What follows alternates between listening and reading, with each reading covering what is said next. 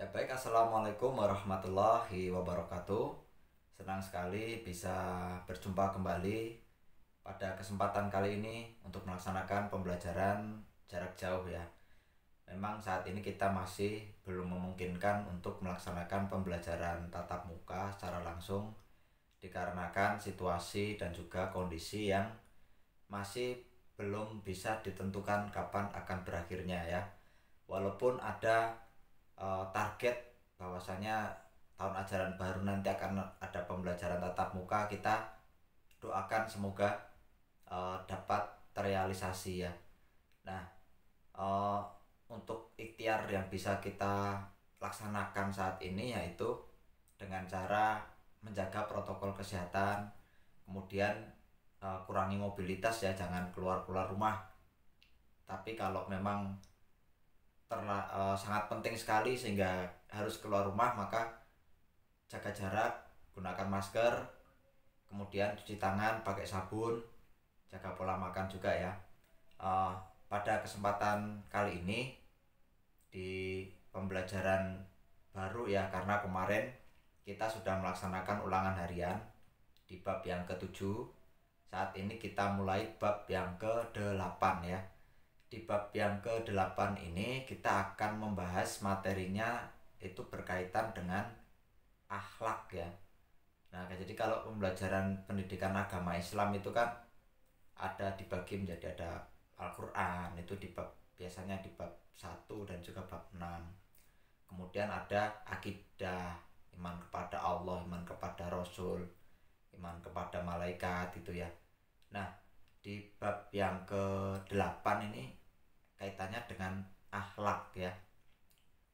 Nah, akhlak ini uh, pembelajaran yang sangat penting sekali karena ini kaitannya dengan tingkah laku atau perbuatan kita sehari-hari. Jadi akhlak itu kan berasal dari kata khuluq. Kalau kita ingat-ingat lagi ya pembelajaran sebelumnya, akhlak itu berasal dari kata khuluq yang artinya adalah perilaku atau perbuatan manusia. Nah, sedangkan perilaku atau perbuatan ini sangat banyak sekali. Dan dari mulai kita bangun tidur, kemudian itu kita sudah melakukan perbuatan. Ya, dari kita mulai bangun tidur, kemudian uh, sampai kita tidur lagi, itu banyak sekali perbuatan-perbuatan yang kita laksanakan. Dan baik kita sadar ataupun tidak sadar, setiap perbuatan yang kita lakukan itu bisa dibedakan ya, bisa dikategorikan itu kalau enggak perbuatan baik ya perbuatan buruk. Nah, adapun manfaatnya nanti perbuatan baik dan perbuatan buruk ini ada catatannya masing-masing. Ada malaikat yang mencatat setiap perbuatan-perbuatan yang kita lakukan. Memang kita tidak bisa melihat malaikatnya karena malaikatnya gaib, tapi sebagai seorang mukmin, sebagai seorang muslim itu wajib percaya, wajib beriman kepada malaikat Allah, termasuk malaikat yang mencatat amal perbuatan baik dan mencatat amal perbuatan buruk yang kita lakukan. Belajar akhlak ini manfaatnya adalah supaya kita terbiasa. Kita bisa terbiasa untuk melakukan perbuatan-perbuatan yang baik dan meninggalkan perbuatan-perbuatan yang buruk. Karena sejatinya manusia di dunia ini adalah diberikan ujian oleh Allah. Ujiannya dalam bentuk apa ya, macam-macam, termasuk kita bangun tidur itu ujian dari Allah. Nanti apa yang akan kita lakukan, misalnya tempat tidurnya kita buat berantakan gitu ya, nggak kita rapikan lagi, itu akhlak, itu perilaku. Kira-kira baik apa buruk kalau tempat tidurnya itu sudah kita pakai tidak kita rapikan lagi, kita biarkan berantakan, kira-kira baik apa buruk? Nah, ini uh, filter utamanya itu ada di dalam hati kita. Hati kita itu kalau masih normal ya, hati yang normal itu harusnya bisa membedakan baik dan buruk.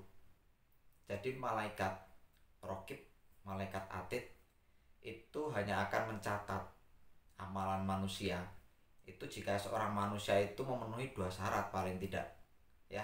Syarat yang pertama adalah balik. balik itu secara umur dia sudah dewasa. Ditandai dengan kalau laki-laki ya bisa mimpi basah, kalau perempuan haid. Itu berarti secara umur dia sudah matang. Bagi apabila sudah akil balik ini sudah dicatat amal perbuatan baik dan amal perbuatan buruknya. Nah, kalau kalian masih bayi, katakanlah bayi pipis sembarangan, ngompol gitu ya, itu nggak dimarahin sama orang tuanya karena tahu itu masih belum balik. Kalau sekarang mau dimarahin pasti ya. Itu pertama, syarat yang pertama. Syarat yang kedua itu adalah tamyiz atau mumayyiz, bisa membedakan baik dan buruk. Dalam artian ya tidak bodoh ya, tidak bodoh atau normal, tidak mengalami keterbelakangan mental gitulah, pas bahasa kasarnya itu tidak mengalami keterbelakangan mental. Nah, kalau orang yang mengalami keterbelakangan mental atau tidak berakal atau bisa dikatakan orang gila, itu juga dia tidak berdosa, mau melakukan apa saja, katakanlah tidak menggunakan, tidak pakai baju, jalan-jalan di pinggir jalan raya, dilihat orang-orang itu kan membuka aurat sudah dosa. Tapi bagi orang gila itu tidak berdosa. Meninggalkan sholat tidak berdosa, nggak puasa tidak berdosa, makan dari kotoran yang najis, halal haram tidak berlaku, karena tidak memiliki akal pikiran atau mengalami keterbelakangan mental dan sebagainya lah. Itu malaikat tidak mencatat. Tapi bagi orang yang normal seperti kita, ini wajib, istilahnya hukum-hukum itu berlaku, malaikat itu mencatat. Nah, kalau kita merasa satu udah balik, dua kita merasa tidak gila gitu ya, artinya ya kita merasa bisa membedakan baik dan buruk ya, cerdas, itu berarti malaikat mencatat apa-apa yang kita lakukan. Pembelajaran akhlak manfaatnya yaitu supaya kita bisa terbiasa untuk melakukan perbuatan-perbuatan yang baik, supaya kita lebih tahu lagi, oh ini tuh perbuatan baik, ini perbuatan yang buruk, ini yang boleh dilakukan, ini yang tidak boleh dilakukan. Apabila terbiasa terus-menerus dilakukan, maka kita akan memiliki akhlak yang terpuji atau akhlakul karimah. Akhlak yang buruk, akhlakul mazmumah ya, bisa dicatat itu ya. Nah, pada bab yang ke-8 ini, jadi akhlak atau perilaku itu kan banyak sekali ya. Nah, yang akan kita bahas itu ada 2 sikap ya. Ada 2 sikap yang dibahas pada bab yang ke-8. Yang pertama adalah hidup sederhana, dan yang kedua adalah ikhlas ya. 2 sikap. Nah, di KD-nya ini ada 2 KD, ada KD 3, ada KD 4. KD 3 itu pengetahuan. Nah, pengetahuan itu berarti kalian bisa menjelaskan pengertiannya, hidup sederhana, kalau perlu dijelaskan dengan ayat di dalam Al-Quran ada enggak gitu ya. Hidup sederhana itu maksudnya apa? Nah, itu KD 3 bisa menjelaskan maksud dari hidup sederhana. Kemudian di KD 4-nya itu bisa memberikan contoh hidup sederhana di dalam kehidupan sehari-hari. Contoh-contohnya, contoh perbuatannya. Contoh perbuatan perilaku yang mencerminkan hidup sederhana di kehidupan sehari-hari seperti apa. Itu KD 4-nya ya. Jadi ada KD 3, KD 4. Tadi yang sikap yang pertama yaitu hidup sederhana. Sikap yang kedua yaitu ikhlas. Bisa menjelaskan maksud ikhlas itu secara bahasa artinya apa ikhlas. Kemudian manfaatnya ikhlas apa.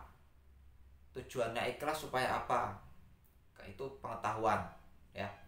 Keterampilannya di KD 4 bisa memberikan contoh perbuatan atau perilaku ikhlas dalam kehidupan sehari-hari.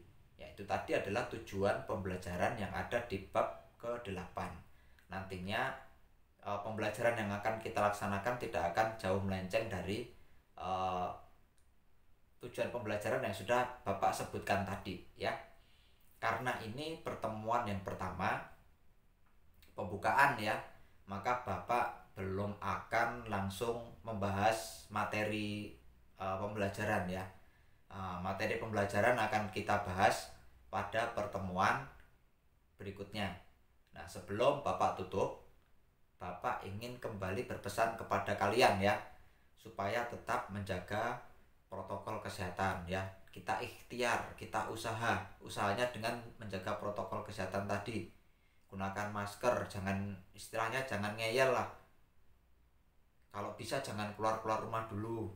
Kita ingatkan keluarga kita, kalau mau keluar nggak pakai masker diingatkan pakai masker. Kemudian setelah sampai rumah, sebelum masuk rumah, kalau bisa cuci tangan dulu pakai sabun, jaketnya dicuci, jaga pola makan itu penting ya, karena supaya menjaga sistem imun kita supaya tetap terjaga. Kemudian yang tidak kalah pentingnya yaitu ibadah ya.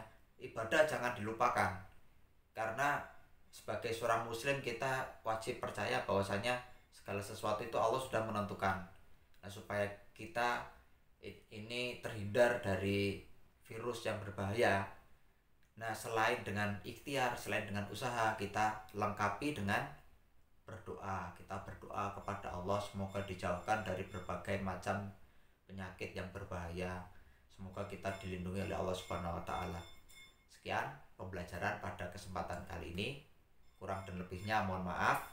Kita sambung pada pertemuan berikutnya. Billahi taufik wal hidayah. Wassalamualaikum warahmatullahi wabarakatuh.